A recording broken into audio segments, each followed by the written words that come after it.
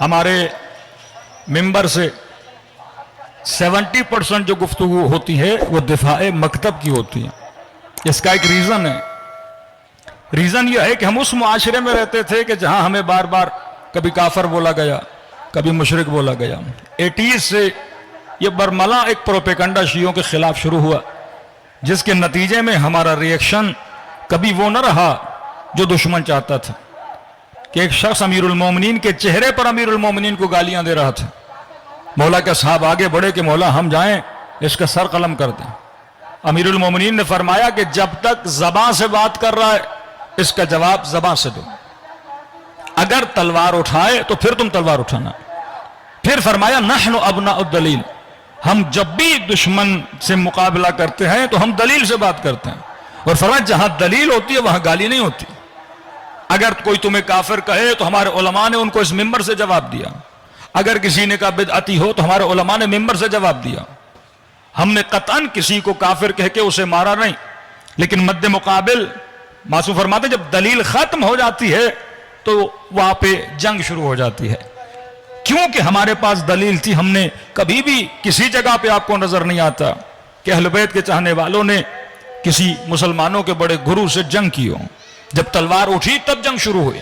फरमा नहीं, दलील से बात किया करो, क्योंकि अल्लाह ने इंसान को अक्ल अता की है।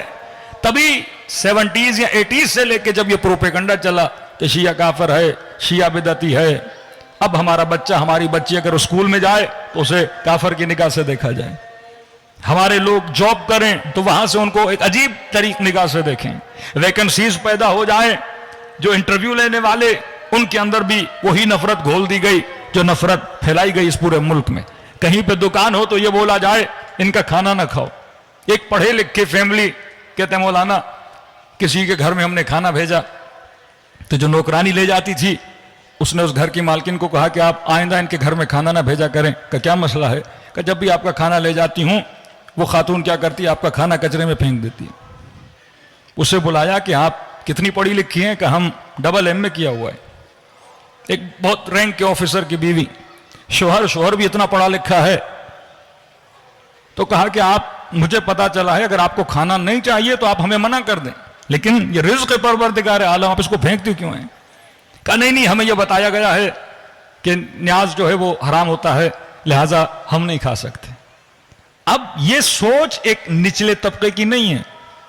ये सोच मैं बता रहा हूं कि एक बंदे ने डबल MA किया हुआ है, एक बंदा हाई रैंक का ऑफिसर बन चुका है, लेकिन अभी तक उसी की सोच है।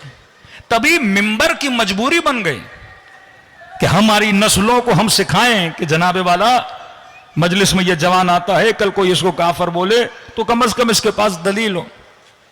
तो 95% हमारी मजालिस का जो मटीरियल होता था वो मुनाजराती मटीरियल होता था। हम ये बताते थे कि अगर अमीरुल मोमिनीन को हम खलीफे बिला फसल मानते हैं तो बच्चों को बताते थे कि जाके ये दलील है, इस दलील की बुनियाद पर अली नबी के पहले खलीफा हैं। इस दलील इल्म की बुनियाद पर, दलील फ़क़ाहत की बुनियाद पर वो सारी हदीस अपने बच्चों को याद कराते थे। कभी हमने अलम के हवाले से दलील दी, कभी हमने आंसू के हवाले से दलील दी, कभी हमने मातम के हवाले से दलील दी। मुख्तलिफ, यानी 95% 30 साल तक हमारे मिंबर का जो मौजू रहा वो मुनाजराती मौजू रहा, सिर्फ इस बुनियाद पर ताकि इन बच्चों को तकलीफ ना हो, ये बच्चियां जाएं तो इनको कोई अजियत ना करे। कभी बस में बैठ गए एतराज हो गया, पता चला शिया है। कभी यूनिवर्सिटी में गए तो एतराज हो गया, पता चला शिया है। कभी स्कूल में बच्चा जा रहा है तो पता चला एतराज हो गया, बच्चे इससे दूरी कर रहे हैं। लिहाजा हमने अपनी नस्लों की तरबियत करने के लिए हमने ज्यादातर मुनाजराती अबहास को छेड़ा। लेकिन अब जमाना बदल चुका है। यह जमाना शऊर का जमाना, यह जमाना सोशल मीडिया का जमाना। अब उन्हीं के जवान उन पे एतराज कर रहे हैं। मिर्जा जैसे लोग, मुफ्ती हमदर्द जैसे लोग, कादरी से जैसे लोग कि जनाबे अबू तालिब के ईमान के लिए ताहिरुल कादरी बात कर रहे हैं। यहां तक इस नतीजे पे आ गए कि अमीरुल मोमिनीन के पास रूहानी विलायत है। ये 12 रूहानी इमाम हैं और बाकी जो हैं वो दुनियावी इमाम हैं। ये उन्हीं के लोग अभी बोल रहे हैं कि आज उन्हीं के जवान उनसे सवाल कर रहे हैं कि अगर आप कह रहे हो कि यजीद ने जुल्म किया है फिर लानत क्यों नहीं भेज रहे? अगर आप कह रहे हो कि हक़ अहले बैत को गस्ब किया, ये सवाल करते हैं कि बताओ वाकई 70,000 मेंबरों से अमीरुल मोमिनीन पे सब किया जाता था कि नहीं? ये आज पूछते हैं कि वाकई जंग जमल में साहब रसूल शहीद हुए कि नहीं। ये आज सवाल करते वाकई रसूल ने कहा था कि अम्मार तख्तुल का फियतुम बागिया, तुझे एक बागी फिरका मारेगा कि नहीं। क्योंकि इंसान जब बेदार होता है तो सवाल करता है। 95% हमारी मजालिस का जो मौजू था वो मुनाजराती था। लेकिन ये मेरी फिक्र है कि मेरे अजीज 95% हम इसलिए बयान करते थे क्योंकि हमें दुश्मन इल्जाम देता था। लेकिन अब पाकिस्तान की वो कैफियत नहीं है कि आपको काफिर बोला जाए।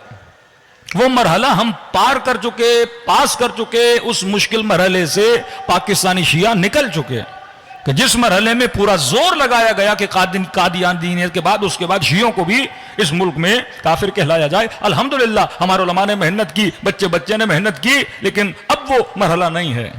क्यों नहीं है? क्योंकि आज किसी भी रमजान शो हो, मुहर्रम का कोई प्रोग्राम हो, किसी भी टीवी चैनल पर कोई प्रोग्राम होता है तो अगर 2-3 उलमा अहले सुन्नत होते हैं, एक आलिम शिया भी वहां बैठा होता है। यह दलील है कि दे एक्सेप्ट कि आप कौन हो, आप मुसलमान हो, आपकी बात को पूरी दुनिया सुनती है। एक अमामे वाला बंदा बैठा होता है जो मोहम्मद और आले मोहम्मद के फरामीन बता रहा होता है, जो शरीयत मोहम्मद और आले मोहम्मद को दिखा भी रहा होता है, बता भी रहा होता है।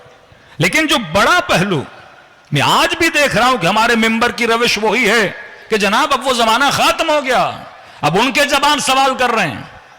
अब मेंबर की रविश बदलनी चाहिए कि वो फरामीन मासूमीन अब सबसे ज्यादा जिस चीज की बात करनी चाहिए वो तरबियत की बात है। क्या आए कराती एक जुमला फरमाते हैं कि कहां या अली कहना और कहां अली के साथ रहना। इस वक्त सबसे ज्यादा जिस चीज की जरूरत है वो अहले बैत के वो फरामीन जिससे माशरे की तरबियत की जाती है। इस वक्त हमारे जवान को सबसे ज्यादा जिस चीज का खतरा है वो उसके किरदार का खतरा है। इस वक्त एक खातून को सबसे ज्यादा जिस चीज का खतरा है, आज उसके हया को अटैक किया जा रहा है, आज उसके शर्म हया को अटैक किया जा रहा है, आज जवान की गैरत को अटैक किया जा रहा है। आज मुझे पता है कि मैं अपने बच्चे को अगर यूके भेजूं, वेस्टर्न वर्ल्ड भेजूं एजुकेशन के हवाले से, किसी को नहीं पता क्या इस बच्चे के अकायद, क्या इस बच्चे के अज़ाइम इतने मजबूत हैं कि नहीं है कि ये वहां जाए और अपने किरदार को बचा सके। ये फरामीन मासूमीन अलैहिस्सलातु वस्सलाम फरमाए, ऐशियो अगर ये दूसरी सिफत तुम्हारे अंदर ना हो, वो कौन सी सिफत है? फरमाए वो एक्सेप्टेंस ऑफ विलाया, विलायत पजीरी। पहली सिफत बंदा बाबसीरत बने, दूसरी सिफत बंदा साहिब विलायत बने। हमने सिर्फ अलीयुन वलीउल्लाह पर मजलिसें पढ़ी क्योंकि हमने साबित करना था कि रसूल के बाद अगर कोई वली है वो कौन है? अमीरुल मोमिनीन है। कलमा इब्तिदा तालीम है कि आप बच्चे को ABC सिखाते हो ताकि इसी ABC को जोड़ के वो सेंटेंस लिख सके, और सेंटेंस लिख भी सके, सेंटेंस पढ़ भी सके और उसको समझ भी सके। कल कोई साइंस की बुक आ गई, कोई इंजीनियरिंग की बुक आ गई, कोई फिजिक्स की बुक आ गई, इसको पढ़ना आना चाहिए, उसकी मीनिंग आना चाहिए ताकि उन किताबों से इल्म हासिल कर सके। अलीयुन वलीउल्लाह इब्तिदा राह विलायत है। लेकिन सवाल यह है, जब तक कंप्लीट हमारी नस्लें विलायत अमीरुल मोमिनीन को एक्सेप्ट नहीं कर लेती, ये सिफत असहाब इमाम हुसैन में थी करबला में, एक्सेप्टेंस